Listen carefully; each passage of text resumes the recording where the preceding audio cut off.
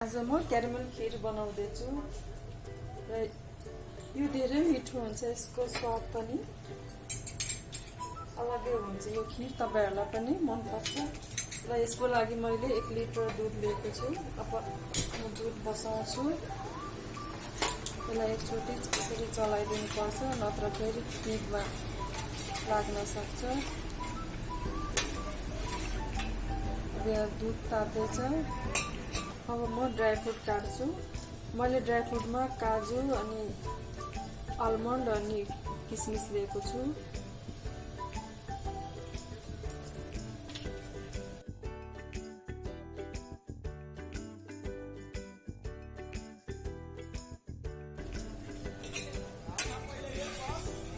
यो हामीले दुध चाहिँ पिठमा नलागोस् भनेर चलाइराख्नु पर्छ। अब म ड्राई फ्रुटलाई फ्राई गर्छु र चामल पनि फ्राई गर्छु। यसको लागि मैले 1 चम्ची घिउ लिएँ। अब हामीले ड्राई फ्रुटलाई हल्का रातो रातो हुँदै फ्राई गर्नुपर्छ।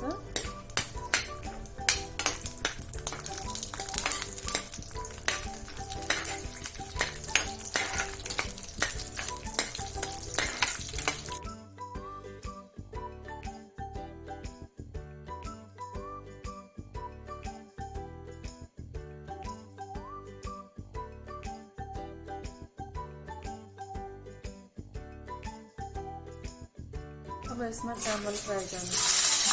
चामल चाहिँ मैले यो टाइचिन चामल लिएको हो। यसको चाहिँ खीर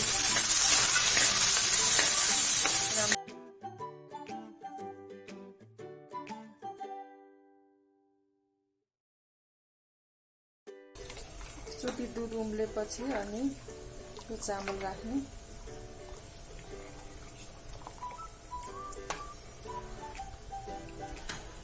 दुध उम्ल्यो। मैले अब यसलाई मासुलाई हल्का बनाएको छु, फेरि मात्र दुध उम्लेर पोखिन्छ भनेर।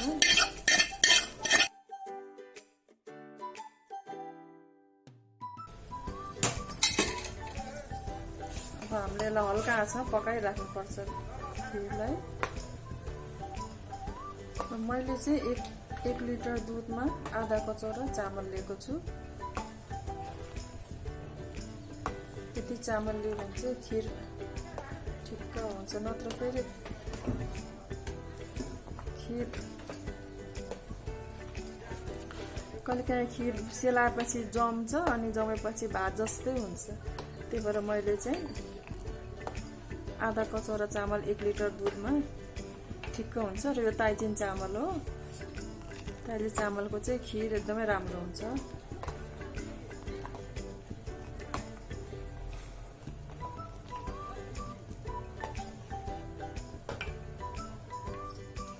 दुधलाई चाहिँ हामीले बेला बेलामा खीरलाई चलाइराख्नुपर्छ, नत्र फेरि तल खीरमा लाग्न सक्छ।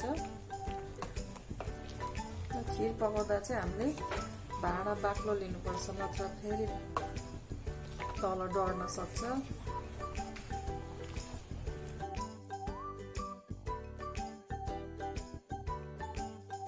हाम्रो खीर अब अलिअलि चामल पाक्न थालिसक्यो, तर यो पाक्नलाई चाहिँ आधी घण्टा चाहिँ लाग्छ।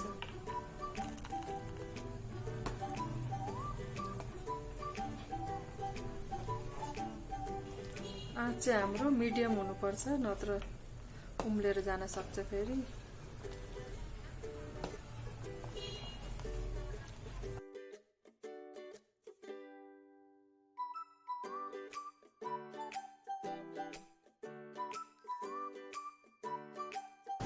अब हाम्रो चामल पनि पाक्न आँटिसकेको छ।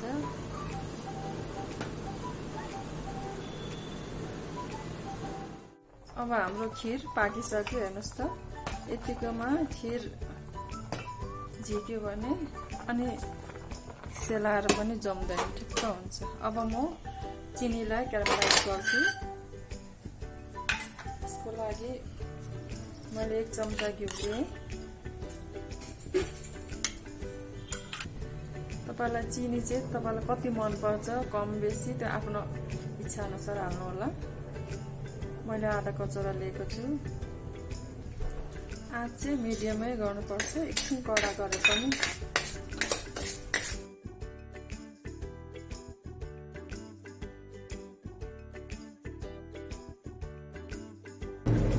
अब हाम्रो चिनी पग्लिन थाल्यो। अब हल्का रातो भएपछि अनि बन्द गरिहाल्नुपर्छ। जस्तो अब रातो हुनलाई अब हामी यसलाई बन्द गरिदिन्छौँ र यतिकै यो भाँडा तातो छ, त्यही भएर यसलाई चलाइराख्नुपर्छ। अनि यसमा हामीले अहिले अलिकति सेलाएपछि पानी राख्नुपर्छ अलिकति।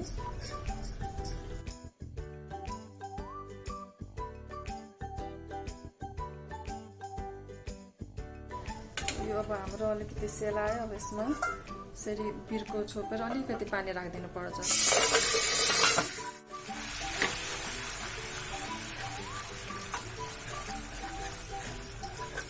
अब हामी यसमा यो खनाइदिन्छौँ।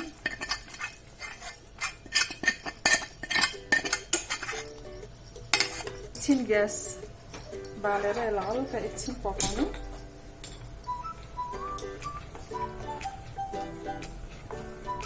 अब यसमा मैले आधा चम्चा जति सुकमेल राखेको थिएँ त्यो पनि मैले राखेँ। अनि त्यसपछि यो अघि ड्राई फ्रुट फ्राई गरेको पनि यसमा राखिदिन्छु।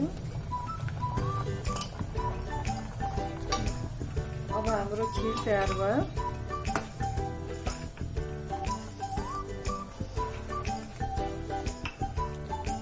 आशा गर्छु तपाईँलाई यो खिरको रेसिपी मन पर्यो होला र मन पर्यो भने लाइक र सेयर गर्नु होला। धन्यवाद।